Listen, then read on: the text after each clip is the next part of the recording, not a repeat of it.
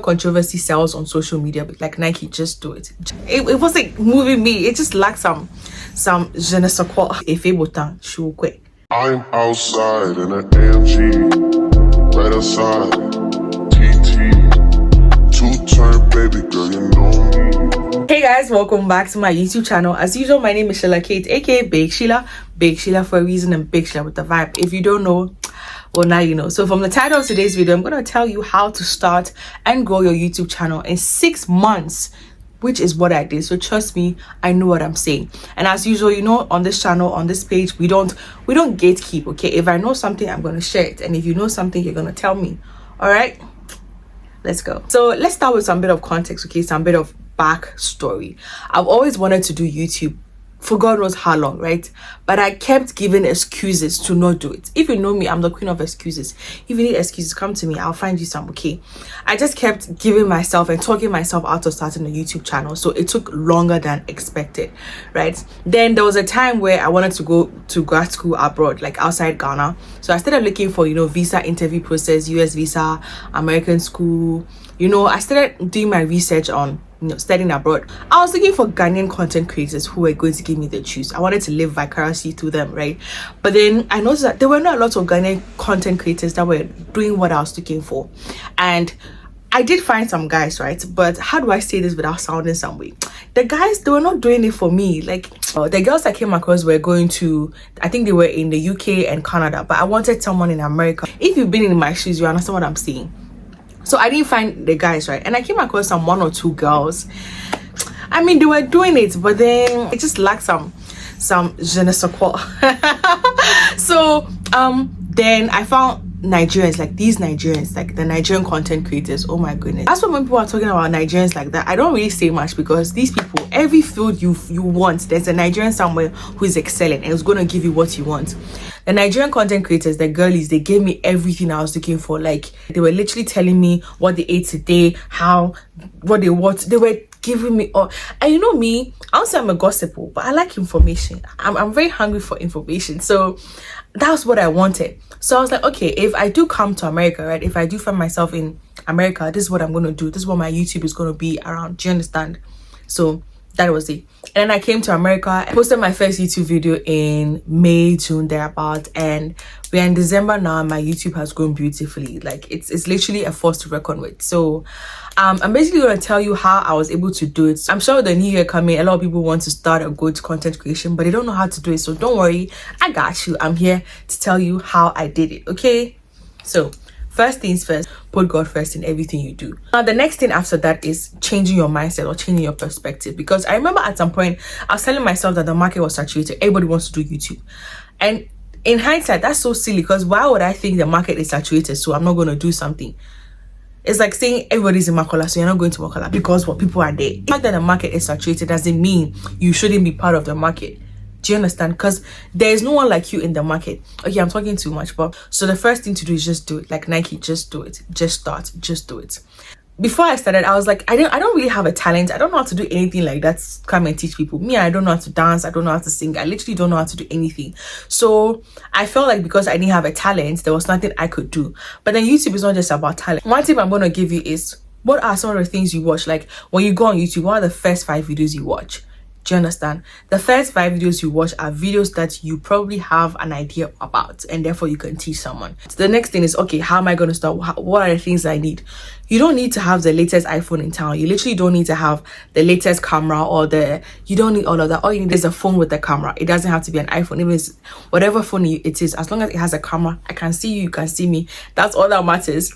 You need a phone, you need a tripod, and you don't even need lights, but you can even use natural lights. You don't really need an artificial light, but if you have to, these are the 3 things you need to have. That's it. For the software or the editing software, I use CapCut. There are 1,001 softwares out there, but then the one I use is CapCut, because I think CapCut is very easy for me to understand and navigate my way around. So that is it. That's all you need. For your thumbnail, you need Canva. That is it. So CapCut and Canva, and then you're good to go. Another thing people need to understand is that a lot of people don't want to be seen trying. They don't want to be seen starting from 0. They want people to see them 9 and they're at 100. No, but you shouldn't be scared to be seen trying. you shouldn't be scared to be seen starting from somewhere, right?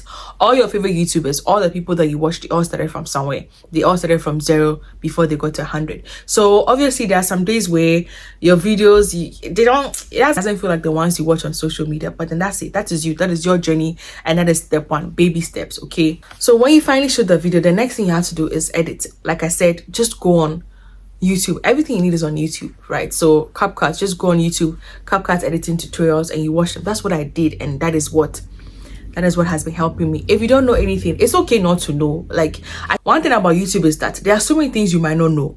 Personally, I literally had no idea how to do a lot of things I'm doing right now. But like, it's okay not to know. It's foolish to not seek to know. I'm sorry. I think it's a quote or something like that. So if you don't know, it's fine. But then don't just be comfortable with the fact that you don't know. That should apply to every area of your life and not just YouTube. After you're done editing and all of that, then you post the video. The next, it doesn't end there. You have to promote your video or promote yourself. I always say this thing: you're your biggest advocate. You're supposed to be your biggest support system and your biggest cheerleader. So what I did was that I'd already created some bit of a presence on other social media platforms such as Snapchat and TikTok and Instagram. So anytime I posted a video on YouTube, I just did a little snippet, and then I put on Instagram, and I put on Snapchat and TikTok, and also attach the link so other people can also basically click through that platform. So if you have Facebook, if you have WhatsApp, if you have LinkedIn, all of these places are places you can promote yourself. You need to understand that you're your biggest cheerleader, your biggest supporter. You need to promote yourself. See yourself as a brand. If you don't put effort into what you do, who do you expect to put effort into what you do? Another thing is that I realized that a lot of people liked me when I was authentic, when I was being my true self. I don't know how to explain it. So there's this girl I watch on YouTube, and the girl is so raw. She's so unfiltered, if that makes sense. She just comes and she shows you the real thing. Like, the girl is unapologetically here. Initially, when I started watching it, I was like, what's wrong with you? This one, would you post it? But I noticed that it's her being here, and before I realized, I was actually going fond of the girl. Now, there's no video that this girl doesn't post that me and watch. It's because she's being real. You know, sometimes you can watch some certain YouTubers and you're like, like, you can tell when someone is faking. So I was like, okay, let me also do that, because there are some videos that I don't watch because it feels scripted. It feels like you're trying to be something you're not. So I enjoy watching videos where you're talking to me like you're on FaceTime. Tell me how your day went. Tell me the color of the shoe you wore. Tell me what you did. Tell me. That's how I talk to my friends. So when I'm watching someone, I also want that kind of vibe. Do you understand? And when I started implementing that, I realized a lot of people like that. They liked when I was myself. All this while, I thought controversy sells on social media, but no, it's authenticity that sells. Just be yourself. Obviously, you don't have to overshare and then do too much, but then again, you can still be yourself without doing too much. I don't know if you understand what I'm trying to say. So that is it. Authenticity sells. Be you. Be you. Another thing is you being consistent. This is something I struggle with because YouTube is very hard. I don't know who I was telling, but I think I was telling a friend that YouTube is so much harder than TikTok, and that is really true. You don't need much. You don't need to put much effort into blowing on TikTok. Just post 1 or 2 videos of you dancing to a song, and you do 1 or 2 things before you realize you're blowing or you're trending on TikTok. But it's not like that on YouTube. YouTube it entails a lot. YouTube is much harder. You have to be consistent and disciplined. These two go hand in hand. It's very hard even for me because you have to tell yourself that, okay, this week I'm posting at least 1 video a week or 2 videos per week, and you have to stay true to your words and tell yourself that, okay, this is my target for the weekend. This is what I'm going to do. Sometimes you put so much effort into doing the video, you have to rack your brains, think of ideas. You do the video, you speak all the English you can speak in the world, you spend all the time editing, you post the video, and the video is like 200 views. It can get very disheartening, very discouraging, but they don't have to stop because that video is not doing well. If you cook jollof today and then there's so much salt in the jollof, would you say you won't cook jollof again in your life? No, it doesn't work like that. You try again some other day. I remember I was talking to a friend and she was like, oh, she had to delete all her videos on social media because the videos were not doing as well as she wanted. That's not how it works. YouTube is literally the definition of little drops of water mixed a mighty ocean. That's how YouTube works. You post a video today, it might get 5 views. Tomorrow it might move to 2 or 2 more views, 7 views.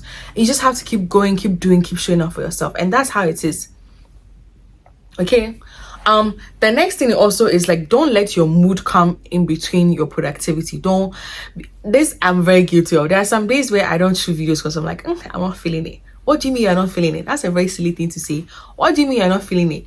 Your 9 to 5 that you're working, are there days where you don't feel like going to work? Do you call your boss and go like, oh, today I don't want to go to work, I don't feel like going to work? No, you still show up regardless whether you're in the mood or not for someone else's job. So your own empire that you're building, your own brand that you're building, you're saying you're not in the mood, so you're not going to show up for yourself. That is very, very wrong. So just don't let your mood come between your work. You show up regardless.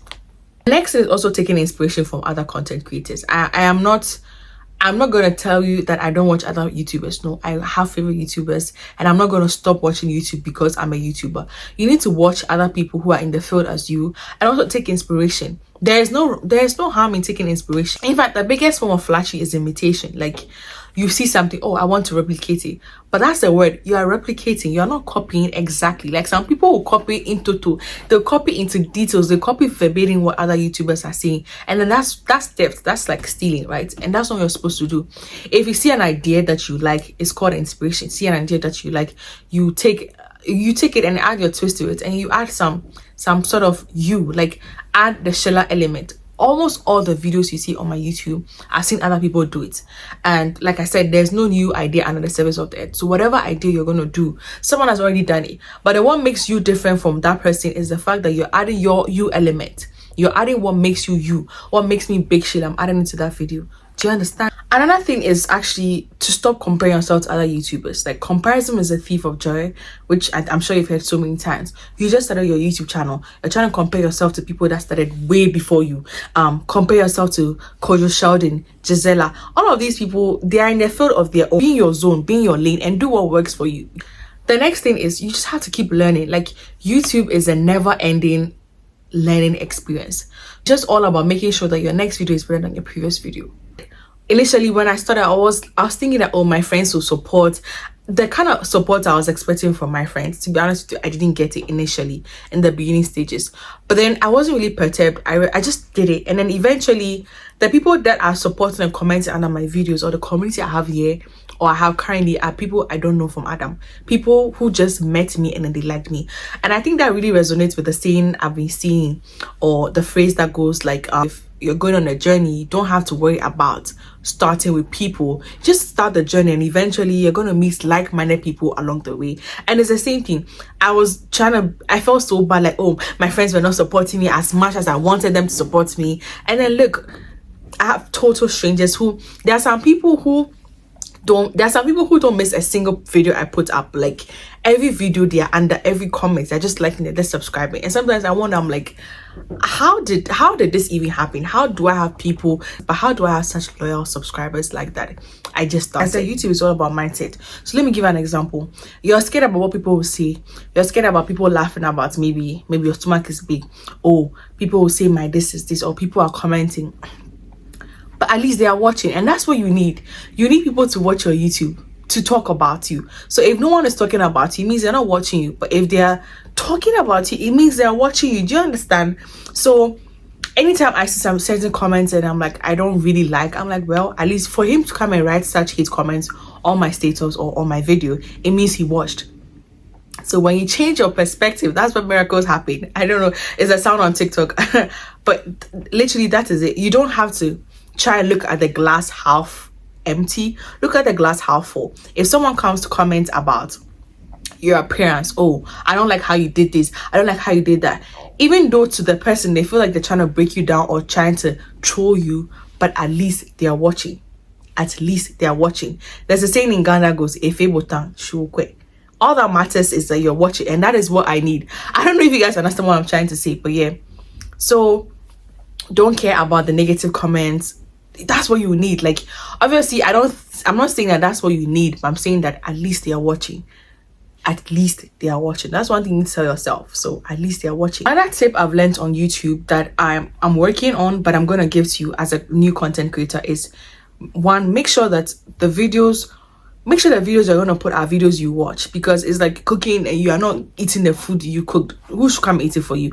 The videos you're putting out there, are they the kind of videos you consume? If yes, good. The next thing is you need to focus on your thumbnails, which is something I'm trying so hard to do, but you need to focus on your thumbnails. Your thumbnails should be catchy. Like, is this something I'm looking for? Do you understand? So don't just come and write, oh, the day I went to school and then my father said this. No, that's not gonna get me. Like, okay, I don't know, just catchy thumbnails and to catchy titles. It should be catchy. Human beings are moved by what we see. So if I see something nice, it should catch my attention. It should draw my attention. So you have to make sure that you have to make sure that your thumbnail is very catchy. So as a content creator, as a YouTuber, these are a few things I've noticed are very important and are going to affect how your video is going to do. And if you work on that, if you put effort in that, your video is going to do so marvelously well. I hope this video has been very helpful to you. If you're a new YouTuber out there, you're a small YouTuber out there, and you're trying to start this YouTube journey, I hope this video has been very, very helpful to you and for you. That's it, guys. We've come to the end of today's video. As usual, my name is Sheila-kate, aka Big Sheila. Big Sheila for a reason and Big Sheila with the vibe. If you don't know, well, now you know. Big Sheila needs you to like this video, and also make sure you subscribe to my YouTube channel, and also follow me on Instagram at vanderpoel_. I'm gonna leave the Instagram handle over here so you guys can check me out. It's still Big Sheila. I'll see you in my next video. Until then, bye.